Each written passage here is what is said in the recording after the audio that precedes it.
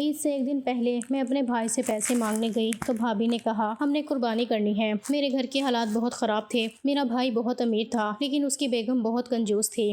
میں محلے کے گھر جا جا کر بھیک مانگتی تاکہ لوگوں کو پتہ چلے لاکھوں کی خیرات کرنے والے بھائی کے پاس غریب بہن کے لیے کچھ نہیں ہے۔ پھر ایک دن اللہ نے ہماری سن لی اور پھر میں صبح سویرے جب کچن میں آئی تو دل پر ایک عجیب سا بوجھ تھا۔ میں نے آٹا گوندنے کے لیے برتن اٹھایا تو اس میں صرف 1-2 روٹیوں کا آٹا بچا ہوا تھا۔ میرے شوہر پچھلے کئی مہینوں سے بیمار پڑے تھے، ان کی نوکری چھوٹ چکی تھی اور گھر کا نظام چلانا میرے لیے ایک عذاب بن چکا تھا۔ میں کچن کی دہلیز پر بیٹھ گئی اور سوچنے لگی کہ آج بچوں کو دوپہر میں کیا کھلاؤں گی۔ عید میں اب صرف 2 دن باقی تھے اور پورے محلے میں رونق لگی ہوئی تھی۔ ہر گھر سے بچوں کے ہنسنے اور نئے کپڑوں کی باتیں سنائی دے رہی تھیں، لیکن میرے گھر میں ایسا اندھیرا تھا کہ مجھے اپنے بچوں کے چہرے دیکھ کر بھی ڈر لگ رہا تھا۔ اسی وقت میرا چھوٹا بیٹا گڈو جا کر کچن میں آیا اور اس نے میرے دوپٹے کو پکڑ کر کھینچا۔ وہ اپنی معصوم آواز میں کہنے لگا، امی اس بار عید پر مجھے بھی بڑی گاڑی والا کھلونا چاہیے۔ میں نے گڈو کو گلے سے لگا لیا اور اپنے آنسو چھپانے کے لیے اس کے سر پر ہاتھ پھیرنے لگی۔ میرے پاس اس کے معصوم سوال کا کوئی جواب نہیں تھا۔ میں اسے کیسے بتاتی کہ اس کے باپ کے پاس دوائی کے پیسے نہیں ہیں اور ہم عید کے دن شاید بھوکے ہی سوئیں گے۔ میں نے کسی طرح ہمت جمع کی اور شوہر کے کمرے میں گئی۔ وہ بستر پر لیٹے ہوئے تھے اور ان کا چہرہ بیماری کی وجہ سے بالکل زرد ہو چکا تھا۔ انہوں نے میری طرف دیکھا تو ان کی آنکھوں میں ایک شدید بے بسی تھی۔ وہ کہنے لگے، مجھے معاف کر دینا، میں اس حال میں پہنچ گیا ہوں کہ اپنے بچوں کی عید کی خوشیاں بھی پوری نہیں کر پا رہا۔ میں نے ان کا ہاتھ پکڑا اور کہا، آپ ایسی باتیں نہ کریں، اللہ کوئی نہ کوئی راستہ ضرور نکالے گا۔ لیکن میرے دل کے اندر ایک طوفان چل رہا تھا۔ میں دن بھر گھر کے کام کرتی رہی اور ہر لمحہ میرے کانوں میں بچوں کی وہ معصوم آوازیں گونج رہی تھیں جو نئے کپڑوں اور کھلونوں کی فرمائشیں کر رہے تھے۔ مجھے سمجھ نہیں آ رہا تھا کہ میں کس کے سامنے جا کر ہاتھ پھیلاؤں، کیونکہ میری غیرت مجھے کسی کے آگے جھکنے نہیں دے رہی تھی۔ لیکن جب بچوں کی بھوک اور ان کی معصوم خواہشیں سامنے آتی تو ماں کی غیرت بھی جواب دے جاتی ہے۔ میں نے فیصلہ کر لیا تھا کہ میں مزید خاموش نہیں رہوں گی اور مجھے کچھ نہ کچھ تو کرنا ہی پڑے گا تاکہ میرے بچے عید کے دن دوسروں کا منہ نہ تکیں۔ اب میں اپنے بھائی کے حالات کا سوچنے لگی۔ میرا سگا بھائی شہر کا ایک مانا ہوا بزنس مین تھا۔ اس کا کاروبار دن رات ترقی کر رہا تھا اور اس کے پاس گاڑیوں اور بنگلوں کی کوئی کمی نہیں تھی۔ عید کے دن قریب آتے ہی محلے میں ایک الگ ہی دھوم مچی ہوئی تھی۔ لوگ باتیں کر رہے تھے کہ اس بار بھی میرا بھائی لاکھوں روپے کی خیرات کر رہا ہے اور اس نے غریبوں میں بانٹنے کے لیے بہت سا راشن جمع کیا ہوا ہے اور وہ دنیا کے سامنے اپنی سخاوت کا ڈھنڈورا پیٹتا تھا تاکہ سوسائٹی میں اس کا نام اونچا ہو سکے۔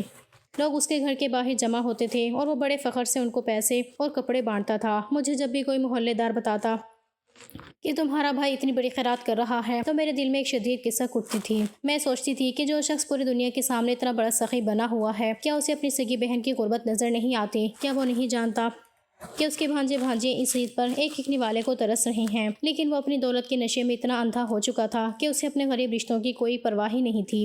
میں جانتی تھی ہر دفعہ کی طرح میرے بھائی کے اس شاندار بنگلے کے اندر کا ماحول بالکل الگ ہی ہوگا۔ وہاں عید کی تیاریاں روز پر ہوں گی۔ میری بھابھی جو کہ ایک انتہائی مغرور اور کنجوس عورت تھی، وہ پورے گھر پر راج کر رہی ہوگی۔ اس نے عید کے لیے شہر کے مہنگی ترین بازاروں سے کپڑے اور زیورات خریدے ہوں گے۔ وہ نوکروں پر کھڑے ہو کر روب جما رہی ہوگی اور انہیں ہدایت دے رہی ہوگی کہ عید کے دن گھر کی صفائی اور سجاوٹ میں کوئی کمی نہیں ہونی چاہیے۔ بھابھی کے دل میں میرے لیے صرف اور صرف حقارت تھی۔ وہ جب بھی کبھی مجھ سے ملتی تو میرے پرانے کپڑوں اور ہماری غربت کا مذاق اڑانا اپنا فرض سمجھتی تھی۔ وہ بھائی کے کان بھرتی رہتی تھی کہ تمہاری بہن بس تمہاری دولت پر نظر رکھی ہوئی ہے، اس لیے اسے دوری بنا کر رکھو۔ بھائی بھی اپنی بیوی کے ہاتھوں مجبور تھا، یا شاید اس کے اندر کی محبت بھی پیسے کی چمک کے پیچھے کہیں کھو گئی تھی۔ وہ بھابھی کی ہر بات پر سر ہلاتا تھا اور اس کے گھر میں میری حیثیت ایک عام سے فقیر سے بھی بدتر بنا دی گئی تھی۔ مجھے پتہ چلا تھا عید کے اس موقع پر بھی بھابھی اپنے مائکے والوں کے لیے لاکھوں کے تحائف خرید رہی تھی، لیکن میری ساتھ ان کے لیے جیسے اس دنیا میں موجود ہی نہیں تھی۔ میں اپنے گھر کی چھت پر کھڑی محلے میں ہونے والی عید کی رونقوں کو دیکھ رہی تھی۔ ہر طرف خوشی کا ماحول تھا۔ لوگ اپنے بچوں کے ساتھ بازاروں سے واپس آ رہے تھے اور ان کے ہاتھوں میں شاپنگ بیگز چمک رہے تھے۔ میرے بچے صحن میں بیٹھے مٹی سے کھیل رہے تھے اور ان کے چہروں پر وہ رونق نہیں تھی جو عید کے بچوں کے چہروں پر ہوتی ہے۔ گڑیا نے میرے پاس آ کر دھیمی آواز میں کہا، امی کیا اس بار ہمیں عید پر پرانے کپڑے ہی پہننے ہوں گے؟ سائرہ کہہ رہی تھی کہ اس کے ابو اس کے لیے بہت پیارا فراک لائے ہیں۔ گڑیا کی یہ بات میرے دل پر ایک چھرے کی طرح لگی۔ میں نے اس کے آنسو صاف کیے اور اسے بہلانے کی کوشش کرنے لگی، لیکن میرا اپنا حوصلہ اب ٹوٹ رہا تھا۔ ایک ماں اپنے بچوں کو اس طرح سسکتے ہوئے نہیں دیکھ سکتی۔ میں نے سوچا کہ دنیا کے سامنے ہاتھ پھیلانے سے بہتر ہے کہ میں اپنے سگے بھائی کے پاس جاؤں۔ وہ میرا اپنا خون ہے، وہ چاہے جتنا بھی بدل گیا ہو، لیکن جب وہ اپنی بہن کو اس سال میں دیکھے گا اور بھانجوں کی معصوم پکار سنے گا تو اس کا دل ضرور پگھل جائے گا۔ میں نے اسی امید پر عید سے ایک دن پہلے بھائی کے گھر جانے کا پکا ارادہ کر لیا۔ رات کو جب سب سو گئے تو میں مسلے پر بیٹھ کر دیر تک روتی رہی۔ میں نے اللہ سے اپنے بچوں کے نصیب کی دعا مانگی اور اپنے دل کو مضبوط کیا کہ کل مجھے ہر حال میں اپنے بھائی کے سامنے جانا ہے، چاہے میں کتنی ہی انا مجرور کیوں نہ ہوں۔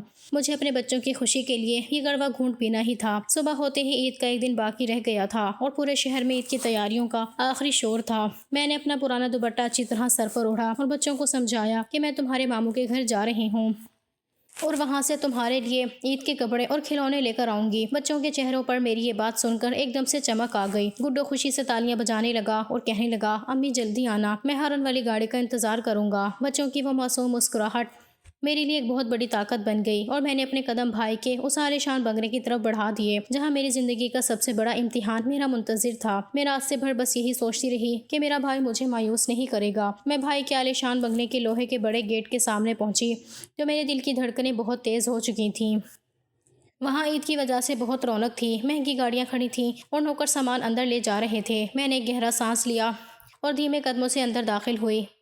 بھائی لاؤنج میں صوفے پر بیٹھا ہوا تھا اور اپنے کاروبار کے کسی بندے سے فون پر لاکھوں روپے کی لین دین کی باتیں کر رہا تھا۔ اس کے سامنے میز پر عید کے مہنگے تحائف کے ڈبے پڑے تھے۔ مجھے سال میں پرانے دوپٹے کے ساتھ اپنے سامنے کھڑا دیکھ کر وہ ایک پل کے لیے چونک گیا اور اس نے جلدی سے فون بند کر دیا۔ وہ کھڑا ہوا اور میرے قریب آ کر کہنے لگا، سکینہ تم اچانک اس وقت یہاں؟ خیرات تو سب کو باہر بانٹ دی ہے۔ میں نے اپنی نظریں جھکا لی اور بہت دھیمی آواز میں کہا، بھائی میں یہاں خیرات لینے نہیں آئی تمہارے پاس، اپنے بچوں کے لیے آئی ہوں۔ تمہارے بھانجے بھانجیاں عید پر نئے کپڑوں اور ایک ایک نوالے کو ترس رہی ہیں۔ گڈو نے مجھ سے کہا تھا کہ امی ماموں کے گھر سے میری گاڑی والا کھلونا ضرور لانا۔ میں ایک ماں ہوں، بھائی اپنے بچوں کی یہ حسرتیں اب مجھ سے دیکھی نہیں جاتی۔ میری یہ بات سن کر بھائی کے چہرے پر ایک نرمی سی آئی اور اس کا دل پگھلنے لگا۔ اس نے اپنے کرتے کی جیب میں ہاتھ ڈالا اور پیسے نکالنے ہی لگا کہ اچانک بھابھی تیز قدموں سے سیڑھیاں اتر کر لاؤنج میں داخل ہوئی۔ اس کی نظر بھائی کے ہاتھ میں موجود پیسوں کی گٹھی پر پڑی تو اس کا چہرہ غصے سے لال ہو گیا۔ وہ چیل کی طرح جھپٹی اور اس نے بھائی کا ہاتھ پکڑ کر پیچھے کر دیا۔ وہ میری طرف حقارت سے دیکھ کر اونچی آواز میں کہنے لگی، یہ کیا تماشا لگا رکھا ہے؟ عید کے موقع پر مانگنے والے ایسے ہی منہ اٹھا کر آ جاتی ہیں اور تم اپنی جیبیں خالی کرنے بیٹھ جاتے ہو۔ بھائی نے تھوڑا جھجکتے ہوئے کہا، بیگم یہ میری سگی بہن ہے اور بچے عید پر آس لگا کر بیٹھے ہیں۔ بھابھی نے ایک زوردار کہکہا لگایا اور کہنے لگی، سگی بہن ہے تو کیا، ہم نے ان کا ٹھیکہ لے رکھا ہے۔ تمہیں معلوم بھی ہے کہ اس بار ہم نے کتنی بڑی قربانی کرنی ہے۔ ہمارے اپنے عید کے اخراجات اتنے ہیں کہ ہمارے پاس دوسروں کی فضول خرچیوں اور عیاشیوں کے لیے ایک روپیہ بھی فالتو نہیں ہے۔ یہ لوگ تو غریب ہیں، ان کی عید پرانے کپڑوں میں بھی ہو جائے گی۔ تم اپنے پیسے جیب میں رکھو۔ بھابھی کی یہ باتیں میرے دل پر تیر کی طرح لگ رہی تھیں۔ میں نے بھائی کی طرف دیکھا کہ شاید وہ اپنی بیوی کو ٹوکے گا، لیکن وہ بالکل بے بس ہو کر نظریں جھکا چکا تھا۔ اس کے اندر کا بھائی مر چکا تھا اور وہ اپنی سگی بہن کی اس شدید تذلیل پر خاموش تماشائی بنا رہا۔ میں مزید ایک پل بھی وہاں کھڑی نہیں رہ سکی اور روتی ہوئی اس بنگلے سے باہر نکل آئی۔ سڑک پر پاگلوں کی طرح چل رہی تھی اور میرے آنسو رکنے کا نام نہیں لے رہے تھے۔ میرے کانوں میں گڈو اور گڑیا کی وہ معصوم آوازیں بار بار گونج رہی تھیں کہ امی جلدی آنا، ہم کھلونے اور نئے جوتوں کا انتظار کر رہے ہیں۔ مجھے سمجھ نہیں آ رہا تھا کہ اب میں خالی ہاتھ اپنے گھر کیسے جاؤں اور اپنے بچوں کا سامنا کیسے کروں۔ اسی دکھ اور تذلیل کے احساس نے میرے اندر ایک عجیب سا غصہ اور غیرت جگا دی۔ میں نے سوچا کہ جو بھائی دنیا کے سامنے لاکھوں کی خیرات بانٹ رہا ہے اور اپنی بیوی کے کہنے پر اپنی سگی بہن کو دھتکار رہا ہے، میں اسے اب اس معاشرے میں منہ دکھانے کے قابل نہیں چھوڑوں گی۔ میں نے اپنے آنسو صاف کیے اور اسی کے امیر علاقے کے پہلے بنگلے کا بیل بجا دیا۔ جب ایک خاتون باہر آئی تو میں نے اپنا دوپٹہ پھیلا دیا اور کہا، مجھے اپنے بچوں کے لیے عید کی بھیک چاہیے۔ میرا سگا بھائی سامنے والے بنگلے کا مالک ہے جو بہت بڑا بزنس مین ہے، لیکن اس نے اپنی غریب بہن کو عید کے دن خالی ہاتھ لوٹا دیا ہے۔ وہ عورت میری بات سن کر حیران رہ گئی اور اس نے مجھے کچھ پیسے دیے۔ میں وہاں سے دوسرے گھر گئی، پھر تیسرے گھر گئی۔ میں نے پورے محلے کے گھر گھر جا کر بھیک مانگنا شروع کر دی تاکہ سب کو پتہ چل جائے کہ لاکھوں کی خیرات کا ڈھنڈورا پیٹنے والے کی بہن دانے دانے کو ترس رہی ہے۔ محلے کے لوگ آپس میں باتیں کرنے لگے اور یہ کانا پھوسی جنگل کی آگ کی طرح پھیلتے ہوئے میرے بھائی کے بنگلے تک پہنچ گئی۔ میں نے سنا تھا ان کے امیر علاقے کے کچھ معزز لوگ بھائی کے پاس گئے اور کہا کہ تم باہر کی دنیا کو کیا دکھاتے ہو، تمہاری سگی بہن ہمارے گھروں میں عید کی بھیک مانگ رہی ہے۔ یہ بات سن کر بھائی شرمندگی اور غصے سے پاگل ہو گیا تھا۔ میں اپنے بچوں کے ساتھ صحن میں بیٹھی تھی اور میرے ہاتھ میں وہ بھیک کے چند پیسے تھے جو میں نے محلے سے جمع کیے تھے۔ بھائی نے آتے ہی زور سے دروازہ دیوار پر مارا اور مجھ پر چلانے لگا، تمہاری یہ جرأت کیسے ہوئی کہ تم نے میرے محلے میں جا کر میری عزت کا جنازہ نکال دیا؟ تم نے مجھے دنیا کے سامنے چور اور بے حس ثابت کر دیا۔ میں نے سرد آواز میں کہا، بھائی چور تو تم ہو جس نے اپنی بہن کا حق مارا ہے، میں نے تو صرف سچ بتایا ہے۔ بھائی نے غصے سے لال پیلا ہو کر کہا، بس بہت ہو گیا، آج کے بعد تمہارا اور میرا کوئی رشتہ نہیں ہے۔ تم میرے لیے مر چکی ہو اور میں تمہارے لیے مر چکا ہوں، اب کبھی میرے دروازے پر مت آنا۔ وہ یہ کہہ کر پیر پٹکتا ہوا چلا گیا اور میں اپنے معصوم بچوں کو گلے سے لگا کر رونے لگی، جن کی عید اب بالکل برباد ہو چکی تھی۔ عید کی صبح جب پورے شہر میں خوشیوں کی صدائیں گونج رہی تھیں تو میرے گھر میں ایک عجیب سا سکون اور ماتم کا ملا جلا ماحول تھا۔ میں صبح سویرے بستر سے اٹھی تو میری آنکھیں بھائی کی دی ہوئی تذلیل اور رات بھر رونے کی وجہ سے سوجی ہوئی تھیں۔ باہر گلی میں محلے کے بچے نئے جوتے پہن کر خوشی سے دوڑ رہے تھے اور ان کے ہنسنے کی آوازیں میرے دل کو چیر رہی تھیں۔ میں نے کچن میں جا کر دیکھا تو عید کے دن بھی وہاں کچھ خاص بنانے کے لیے موجود نہیں تھا۔ میں نے چپ چاپ چولہا جلایا اور بچوں کے لیے سادہ چائے اور رات کی بچی ہوئی روٹی کے ٹکڑے گرم کرنے لگی۔ عید کا یہ دن مجھے دنیا کا سب سے بڑا پہاڑ لگ رہا تھا، کیونکہ ایک ماں کے لیے اس سے بڑا کوئی عذاب نہیں ہوتا کہ عید کے دن اس کے بچے دوسروں کی طرف حسرت سے دیکھیں اور وہ ان کے لیے کچھ نہ کر سکے۔ کچھ دیر بعد گڈو اور گڑیا بھی جاگ گئے۔ وہ عید کی خوشی میں ایک دم بستر سے اٹھے تھے اور ان کی آنکھوں میں ایک امید تھی۔ گڈو دوڑتا ہوا میرے پاس آیا اور میری قمیض پکڑ کر معصوم آواز میں کہنے لگا، امی میری گاڑی کہاں ہے؟ آپ ماموں کے گھر سے لائی ہیں نا؟ میں نے گڑیا کی طرف دیکھا، وہ اپنے پرانے جوتے ہاتھ میں لیے کھڑی تھی اور اس کا چہرہ امید سے چمک رہا تھا۔ میں نے ان دونوں کو دیکھا تو میرے حلق میں آنسوؤں کا گولا پھنس گیا۔ میں نے گڈو کو گود میں اٹھایا اور بہت دھیمی آواز میں کہا، بیٹا آپ کے ماموں کی طبیعت خراب تھی اس لیے وہ گاڑی نہیں لا سکے، ہم اگلی عید پر بڑی گاڑی لیں گے۔ گڈو نے جب یہ سنا تو اس کا وہ معصوم چہرہ ایک دم مرجھا گیا۔ اس نے اپنے چھوٹے چھوٹے ہاتھ میری گردن کے گرد لپیٹ دیے اور دھیمی آواز میں بولا، امی سب بچوں کے پاس نئے کھلونے ہیں، کیا میرے پاس اس بار کوئی کھلونا نہیں ہوگا؟ اس کی یہ بات سن کر گڑیا نے بھی اپنے پرانے جوتے ایک طرف پھینک دیے اور وہ صحن کے کونے میں جا کر بیٹھ گئی۔ عید کی وہ صبح میرے بچوں کے لیے ایک بہت بڑی محرومی بن کر آئی تھی۔ میں نے بچوں کو بہلانے کے لیے ان کے پرانے کپڑے نکالے جو میں کل اچھے سے دھو کر استری کر لیے تھے۔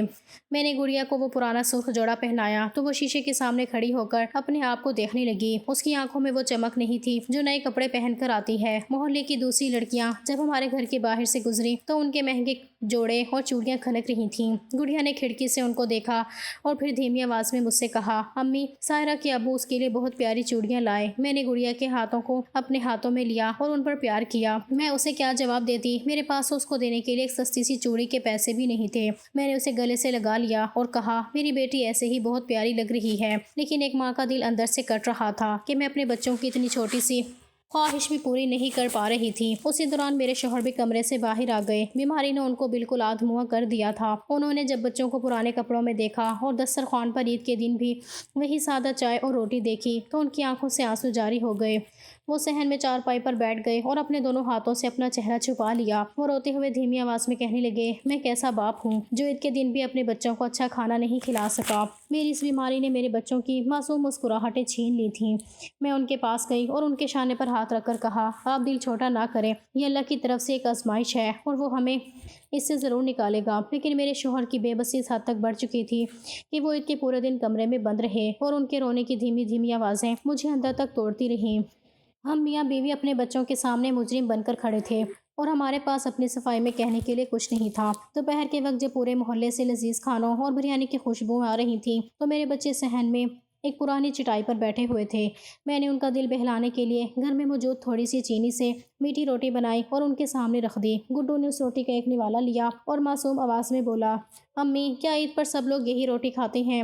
علی تو کہہ رہا تھا کہ ان کے گھر بہت اچھی بریانی بنی ہے۔ میں نے گڈو کے منہ میں ایک اور نوالا ڈالا اور کہا، بیٹا اللہ کا شکر ادا کرتے ہیں جو وہ ہمیں دیتا ہے۔ گڑیا نے چپ چاپ وہ روٹی کھائی اور وہ دونوں باہر گلی میں جانے کی بجائے گھر کے اندر ہی بیٹھے رہے، کیونکہ ان کو معلوم تھا کہ باہر سب بچے نئے کپڑوں اور کھلونوں کے ساتھ ان کا مذاق اڑائیں گے۔ عید کا وہ پورا دن میرے بچوں نے کسی قیدی کی طرح گھر کی چار دیواری کے اندر گزارا، جہاں نہ کوئی خوشی تھی اور نہ ہی کوئی رونق تھی۔ شام ہوتے ہی جب باہر پٹاخوں کا شور شروع ہوا اور عید کے چاند رات کی طرح عید کی شام بھی رنگین ہونے لگی تو میرے بچے تھک ہار کر بھوکے پیٹ ہی بستر پر سو گئے۔ ان کے معصوم چہروں پر عید کے دن کی وہ تھکن اور محرومی صاف نظر آ رہی تھی۔ میں نے ان دونوں کے سر پر ہاتھ پھیرا اور ان کے معصوم چہروں کو دیکھ کر میرا دل ایک بار پھر بھر آیا۔ میں چپکے سے اٹھی اور صحن کے کونے میں مسلے بچھا کر بیٹھ گئی۔ عید کی وہ رات میرے لیے خدا سے لو لگانے کی رات تھی۔ میں نے جیسے ہی نیت باندھی میرے اندر کا سارا بند ٹوٹ گیا اور میں سجدے میں گر کر زاروں قطار رونے لگی۔ میرے آنسو مسلے کو بھگو رہے تھے اور میری ہچکیاں بندھ گئی تھیں۔ میں نے مسلے پر بیٹھ کر اللہ کے سامنے اپنے دل کا سارا غبار نکال دیا۔ اے اللہ، تو سب جانتا ہے۔ تو نے دیکھا کہ کس طرح میرے سگے بھائی نے اپنی دولت کے نشے میں مجھے دھتکار دیا، کس طرح میری بھابھی نے میری غربت کا مذاق اڑایا اور مجھے اپنے گھر کی دہلیز سے خالی ہاتھ لوٹا دیا۔ میرے معصوم بچوں نے عید کے دن بھی نئے کپڑوں اور کھلونوں کے لیے ترستے ہوئے دن گزارا ہے۔ میں ایک ماں ہوں، اللہ، میں اپنے بچوں کی یہ تڑپ اب مزید نہیں دیکھ سکتی۔ تو مسبب الاسباب ہے۔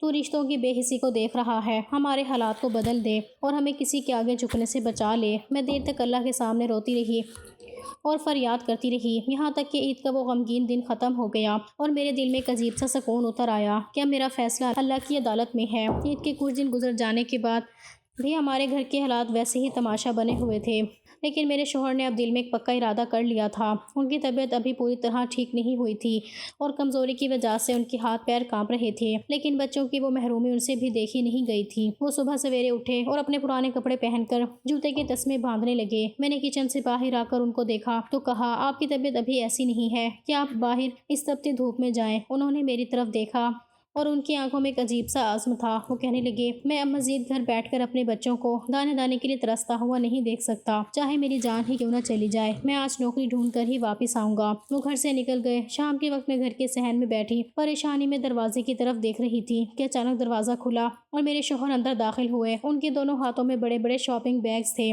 جن میں گھر کا بہترین راشن، پھل اور بچوں کے لیے مٹھائیاں تھیں۔ ان کا چہرہ خوشی سے دمک رہا تھا۔ گڈو اور گڑیا جو بھوکے پیٹ بیٹھے تھے، وہ کھلونے اور کھانے کے ڈبے دیکھ کر خوشی سے تالیاں بجانے لگے۔ میرے شوہر نے وہ سارے پیسے اور راشن میز پر رکھا اور مجھے اپنے دوست عامر کے ملنے اور مینیجر کی جاب کی پوری کہانی سنائی۔ میں نے جب یہ سنا تو میں سجدے میں گر گئی اور رو رو کر اپنے اللہ کا شکر ادا کرنے لگی، جس نے عید کے دن مانگی ہوئی میری دعا کو اتنی جلدی سن لیا تھا۔ ہمارے گھر میں اب اندھیرا ختم ہو چکا تھا اور خوشیوں کا ایک نیا سورج طلوع ہو رہا تھا۔ ہم نے اسی ہفتے ایک اچھے اور بڑے گھر میں شفٹ ہونے کی تیاری شروع کر دی جو کمپنی کی طرف سے ملا تھا۔ دوسری طرف میرے اس امیر بھائی کے بنگلے میں حالات بالکل بدلنے لگے تھے۔ جس بھائی نے اپنے دولت کے نشے میں مجھے دھتکارا تھا، اب اس کے زوال کا وقت شروع ہو چکا تھا۔ بھائی کا ایک بزنس پارٹنر تھا جس پر وہ اندھا بھروسہ کرتا تھا۔ اس نے اپنے کاروبار کے سارے بینک اکاؤنٹس اور فیکٹری کے کاغذات اس پارٹنر کے حوالے کر رکھے تھے۔ وہ پارٹنر پچھلے کئی مہینوں سے اندر ہی اندر بھائی کو ایک بہت بڑا دھوکہ دینے کی پلاننگ کر رہا تھا۔ عید کے فوراً بعد اس پارٹنر نے فیکٹری کے سارے اثاثے خاموشی سے اپنے نام کروائے اور بینک سے کروڑوں روپے نکال کر راتوں رات شہر سے فرار ہو گیا۔ بھائی کو جب صبح فیکٹری پہنچ کر اس بات کا پتہ چلا تو اس کے پیروں تلے سے زمین نکل گئی۔